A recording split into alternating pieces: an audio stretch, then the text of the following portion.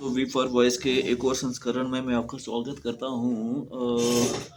नए साल में हमेशा कुछ नई चीज़ें ही सुनने को मिलती हैं, लेकिन मैं चूँकि भारत की ही बात कर रहा हूँ, तो भारत में भी बहुत सी नई चीज़ें सुनने को मिलती हैं और उसी में से एक नई चीज़ ऐसी है कि अभी हाल ही में कुछ दिन 1-2 दिन पहले ही भारत के मध्य प्रदेश में कहीं एक ज़िला में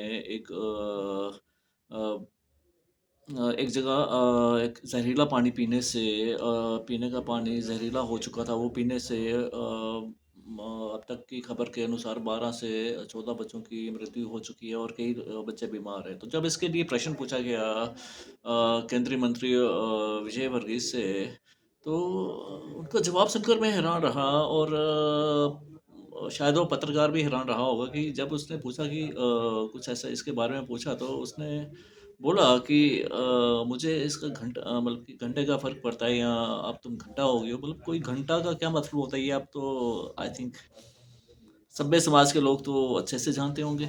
ये घंटा टाइम वाला नहीं है, ये घंटा दूसरा घंटा होता है। समझ गए ना आप? तो ये हमारे तो केंद्रीय मंत्रियों की ज़िम्मेवारियाँ हैं, जो अपनी ज़िम्मेवारियों से कैसे मुँह मोड़ते हैं। और ऐसे ही एक और इनके मंत्रिमंडल में ही है मिस्टर सुधांशु त्रिवेदी। उनसे भी पूछा गया कि आप गौ-मांस के लेकर आपके विचार क्या हैं, और नॉर्थ ईस्ट में तो गौ-मांस खाया जाता है। तो उन्होंने बोला कि जो हमारी देसी गाय है वही हमारे लिए गाय माता है, वो वाली गाय हमारे लिए माता नहीं है। मतलब कि इनका कुत्ता टॉमी और औरों का कुत्ता कुत्ता, है ना? ये इनके दिमाग के दिवालियेपन आप देखिए, ये किस हद तक गिरे हुए हैं और ये कहाँ पे जा रहे हैं ये। ये आप कौन से समाज की निर्माण करने जा रहे हैं भाई साहब? हाँ? और कौन से मंत्रियों की? अभी कल ही एक बड़ा वीडियो वायरल हो रहा था कि पता नहीं विश्व हिंदू परिषद के, या पता नहीं बजरंग दल है, या किसी भी दल के कोई हिंदूवादी दल के कोई लोग थे जो स्वयं को तो सनातनी कहते हैं, लेकिन सनातन के नाम पर सिर्फ और सिर्फ ज़हर ही परोसना इनका काम रह जाता है। जो कहते हैं कि हमें नववर्ष नहीं मनाना चाहिए, ये अंग्रेज़ों की देन है। तो जब उनसे पूछा गया, भाई आप बताइए आपका डेट ऑफ बर्थ क्या है? तो वो कहते हैं कि अपना डेट ऑफ बर्थ वो अंग्रेज़ी महीनों के अनुसार बता रहे थे। तो पत्रकार ने पूछा, भाई आप अपना डेट ऑफ बर्थ तो अंग्रेज़ी महीने के लिहाज से बता रहे हैं और मना रहे हैं।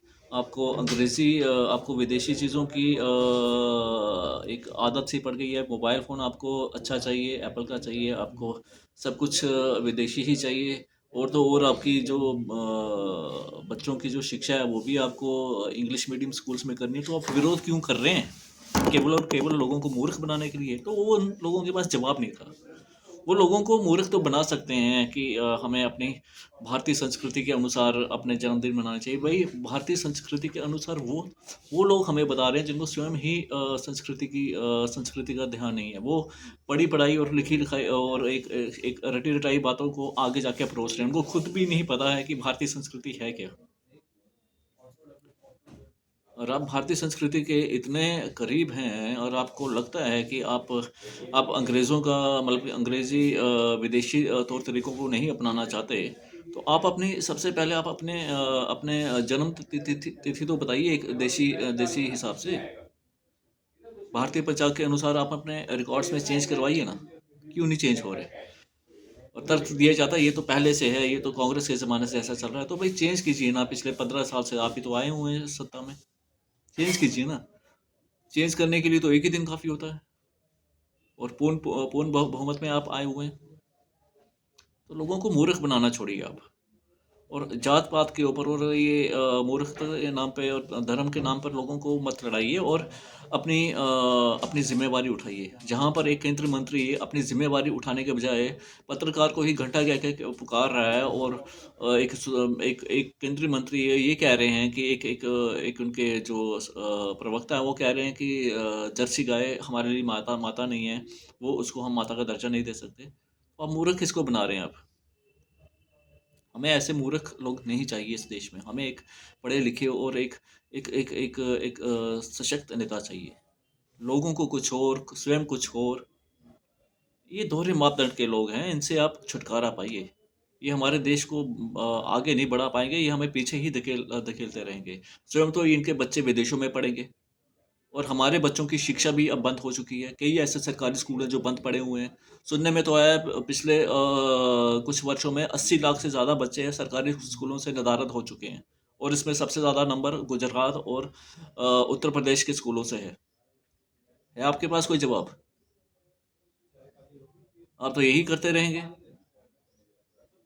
तो हमें ही इसका संज्ञान लेना है। नमस्कार।